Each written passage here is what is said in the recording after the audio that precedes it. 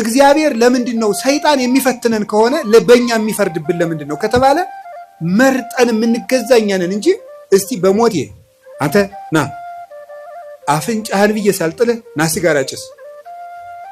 እስቲ ሰይጣን እንደዚህ ያለው ሰው አለ? አንተ ጆሮን ሳልል ና ስከር ያላችኋል ሰይጣን ተገልጦ?